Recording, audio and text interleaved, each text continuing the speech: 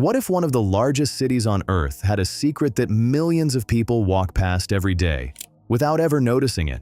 New York City produces an astonishing amount of garbage. Every single day, food waste, cardboard, plastic, construction debris, broken furniture, old electronics. Together, New Yorkers generate tens of thousands of tons of waste every day, enough to fill hundreds of garbage trucks, enough to create mountains of trash. And yet, most visitors never see those mountains. In fact, even many New Yorkers rarely think about where all of it actually goes. Because unlike many cities around the world, New York has become remarkably good at making its garbage disappear.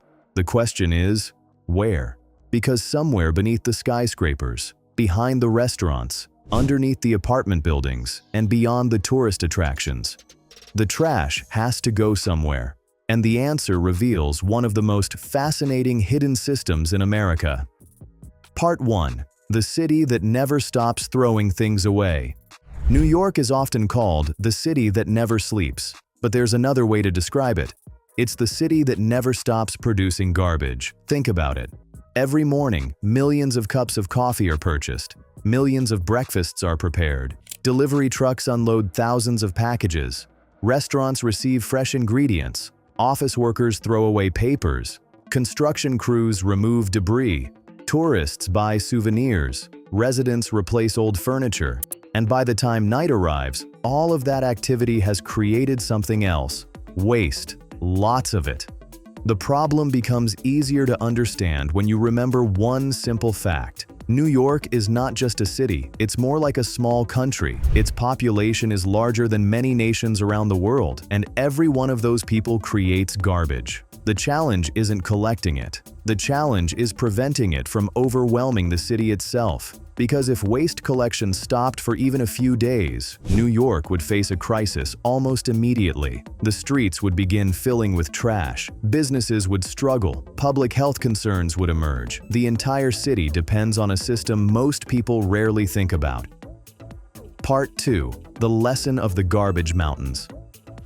Today, New York appears relatively clean compared to many cities throughout history, but it wasn't always that way. In the 19th century, waste management was chaotic. Garbage often remained in the streets. Animals wandered through piles of waste. Rotting food attracted rats. The smell could spread across entire neighborhoods. As the population grew, the problem became impossible to ignore. City leaders gradually realized something important. Garbage wasn't merely an inconvenience, it was infrastructure. Just like roads, just like water systems, just like electricity. Without a reliable solution, the city couldn't continue growing. Over the decades, New York invested enormous resources into solving the problem. Collection systems improved, sanitation departments expanded, transportation networks evolved. But perhaps the most important lesson was this: garbage never truly disappears. It only moves, and understanding where it moves reveals a hidden world that most people never see. Part 3. The black bags on the sidewalk.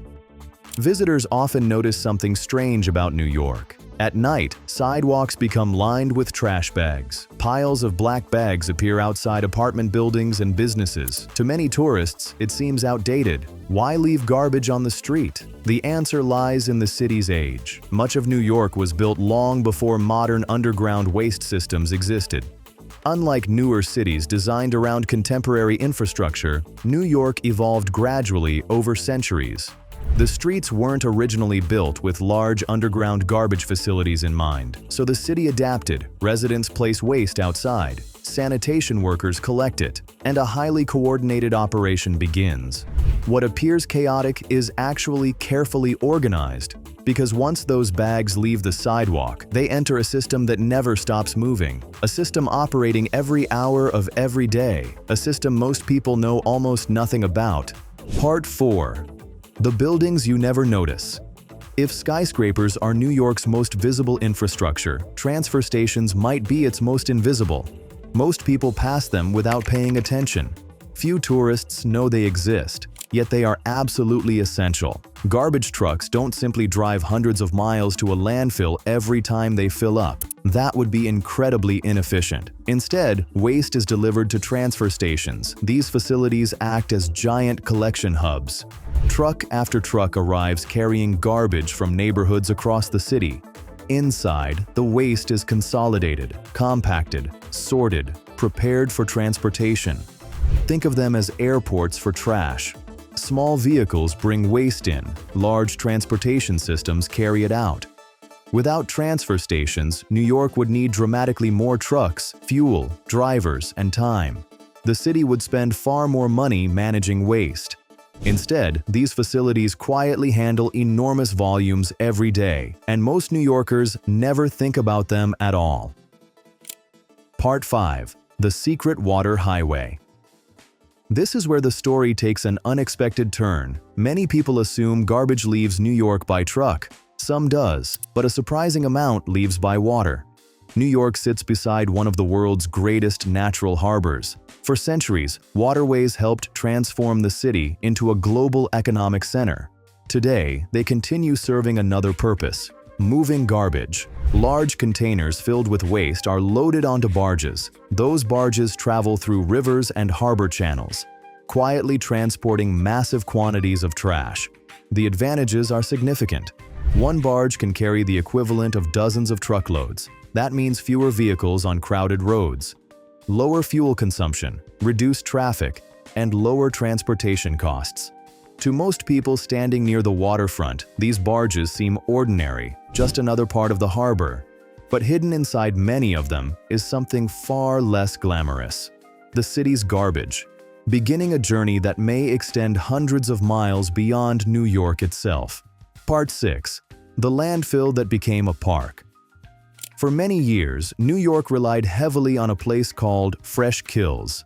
Located on Staten Island, it became one of the largest landfills in the world. The scale was almost difficult to comprehend. For decades, garbage accumulated there, day after day, year after year. Eventually, the site grew so large that it became visible from miles away. At one point, it was literally a man-made mountain of trash. But then, something changed. The landfill closed, and what happened next surprised many people. Instead of remaining a wasteland forever, Fresh Kills began a transformation. The city started converting it into a massive public park. A place that once symbolized waste would eventually become green space.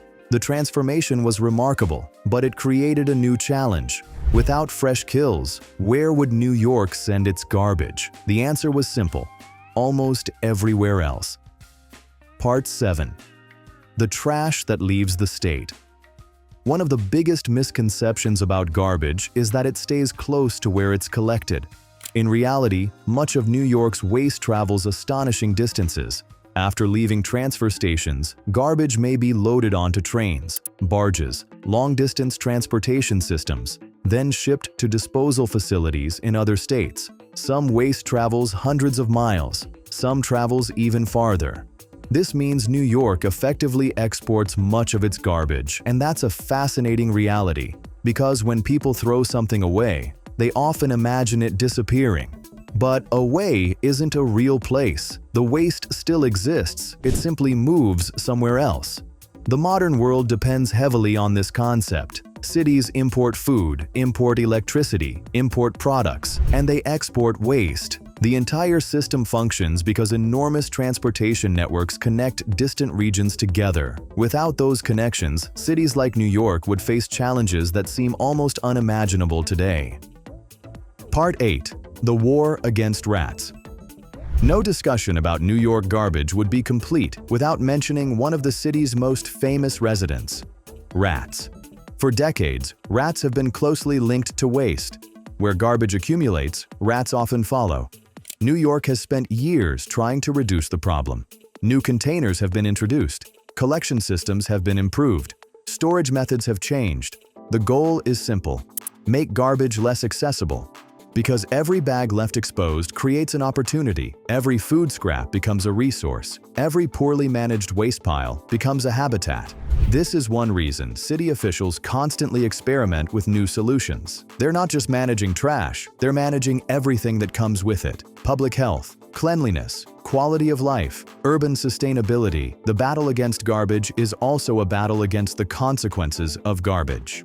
Part 9. The future of waste. New York understands that transportation alone isn't a long-term solution.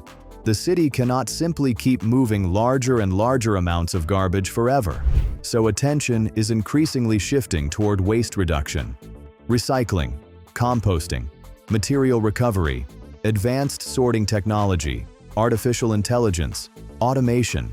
The goal is to recover more resources before they become waste. A cardboard box might become new cardboard. A plastic bottle might become new plastic. Food scraps might become compost. Every item recovered is one less item heading to a landfill, and that's becoming increasingly important as cities grow larger. The future of waste management may look very different from today's system, but one thing is unlikely to change. New York will continue producing enormous amounts of garbage. The challenge will always be managing it efficiently. Conclusion.